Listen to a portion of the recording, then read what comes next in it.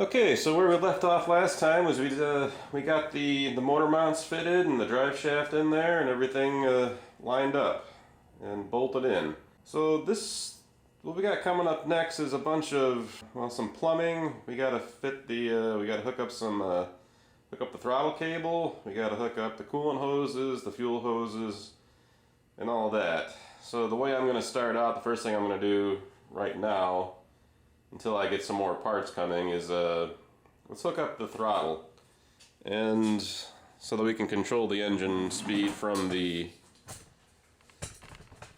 console.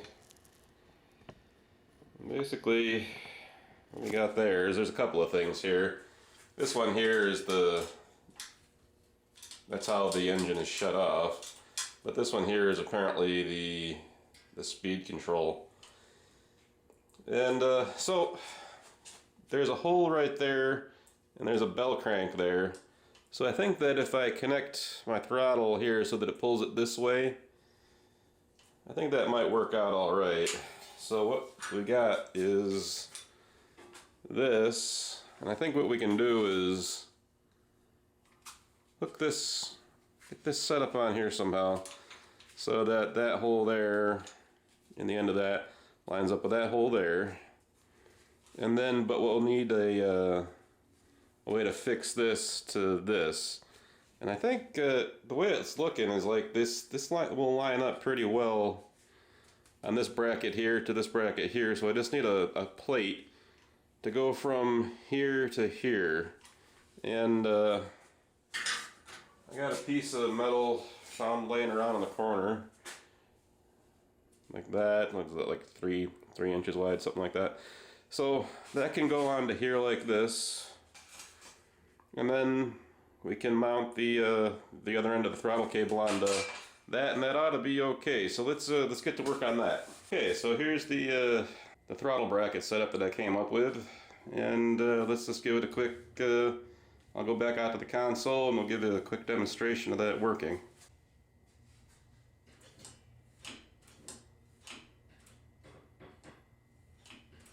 So seems like it works all right, and I did double check to make sure that it does have enough travel there so that it's moving in between the stops here. So, all right, let's move on to something else. The thing I got to start working on next is probably getting start getting the exhaust pipe hooked up. So I need to make a flange for this, and so let's get going on that. Okay, so I got a flange made here, and got some 2-inch pipe going to there. And let me get that cleaned up and welded on, and we can move on from there. Welded it around the inside with a TIG welder. Looks pretty good, so let's see how it fits.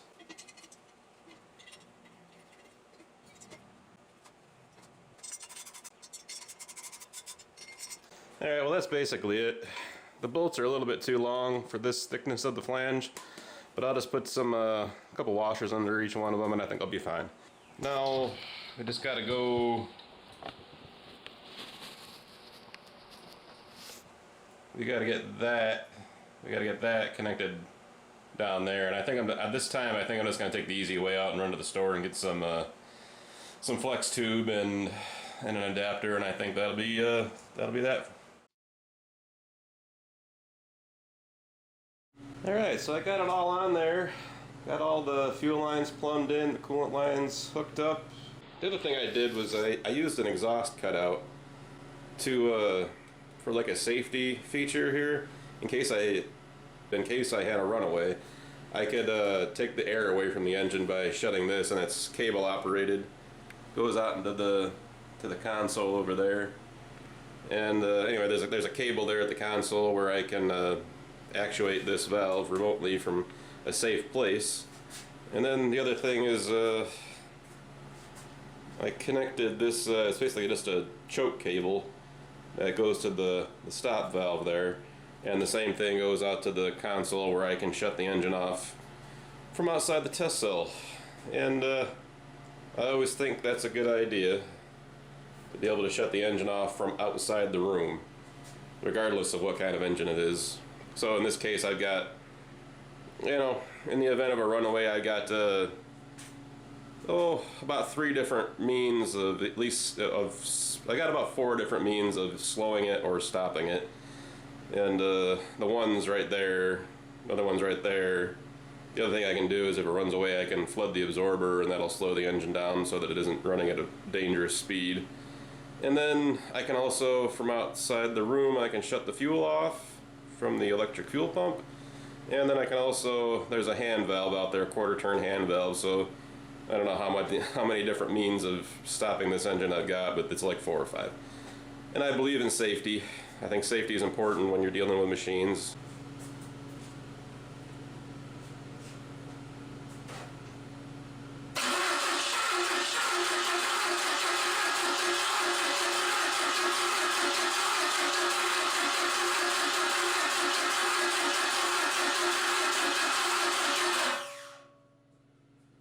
Okay, I'm gonna do my best to show you this here, but and this is backing up what the folks that own the engine were saying, is that a lot of blow by, a lot of oil coming out of this, and just during the cranking, just cranking it over, you can see oil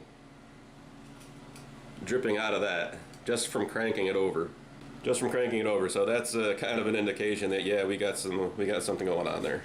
All right, so I got the engine hooked up to the blow-by meter, and I probably shouldn't assume people have been following along with all the videos I've been making, but if you want to learn more about the blow-by meter, I have a whole series about that and how it works and everything. But I've got it connected here to the top of the valve cover, and I don't see anywhere else in the engine where it has any kind of other ventilation.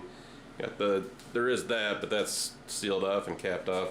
And right, that hose goes up to here, and then into this, that's the Venturi, and then it goes off to these pressure probes go off to the data acquisition system. So let's go and have a look at that. Okay, so there's just the blow-by numbers coming through, and with the engine not cranking or turning, it's at 0 like we should expect. So let me just crank the engine over and see what kind of numbers we got just from that.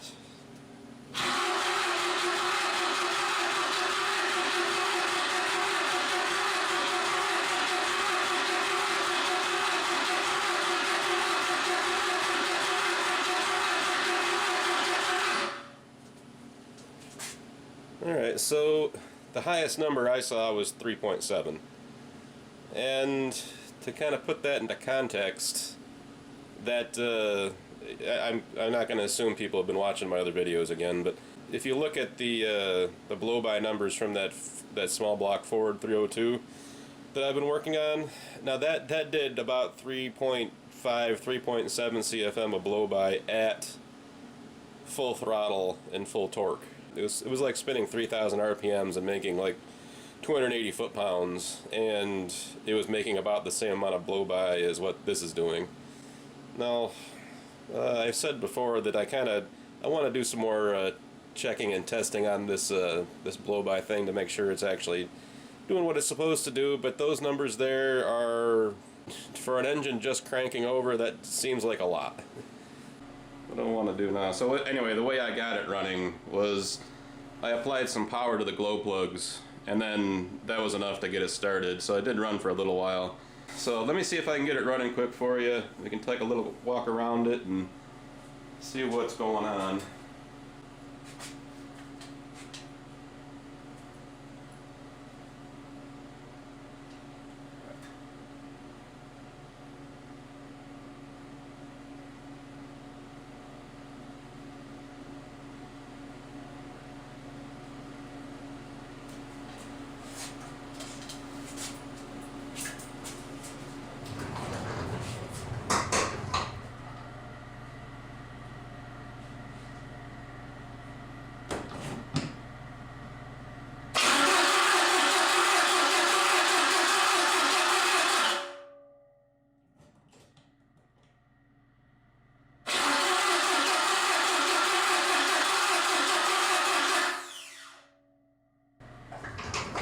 Oh, apparently I never should have shut it off. Oh, I don't know.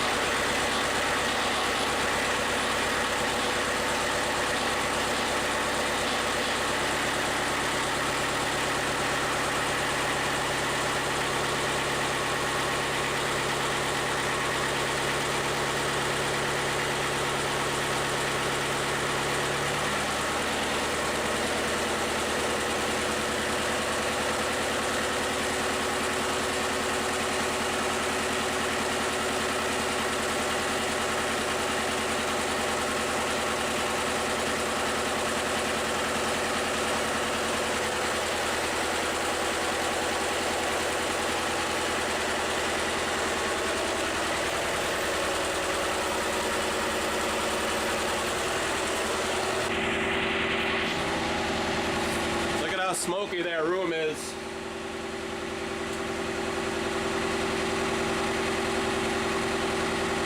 Yeah, I can't do it justice really.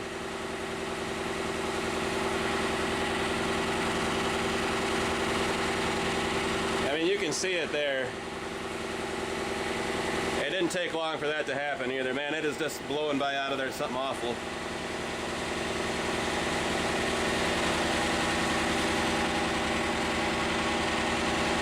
It's got 6.4 CFM, a blow by at idle.